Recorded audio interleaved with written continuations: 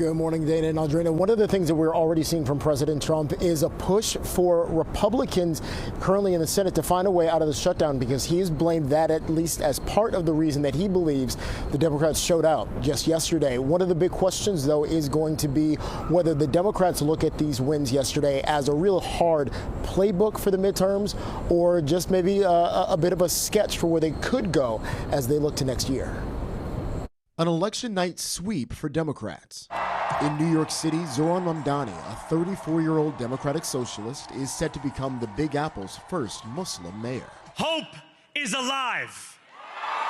Next door in New Jersey, voters propelled Democratic Congresswoman Mikey Sherrill to the governorship after a tight race. The future is now. History made in Virginia. Former Democratic Congresswoman Abigail Spanberger is projected to become the Commonwealth's first woman governor. Virginia chose pragmatism over partisanship.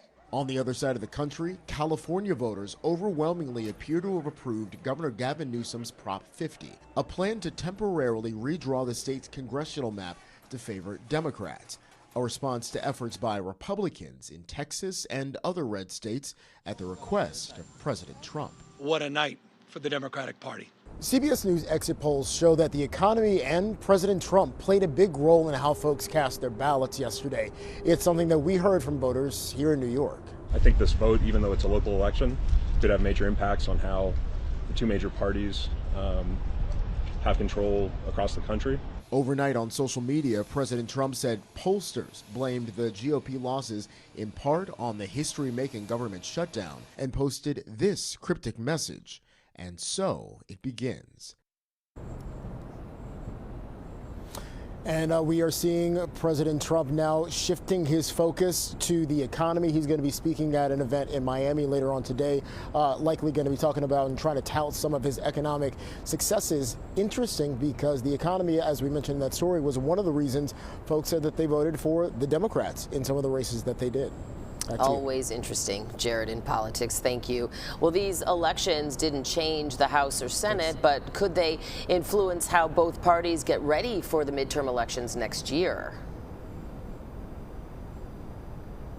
So that is definitely going to be something that we're going to be watching to see. We know that these types of off-season elections are typically looked at as a bit of a vibe check for the parties as well as for the general public to see what are people interested in, what are people feeling.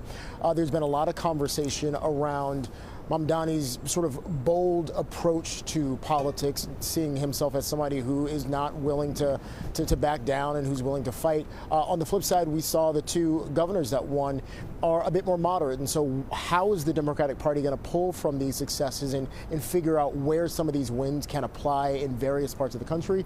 That's something yet to be seen. And then for Republicans, again, we already know that President Trump is urging senators in the Republican Party to get rid of the filibuster so they can more forcefully move through some of their policy proposals.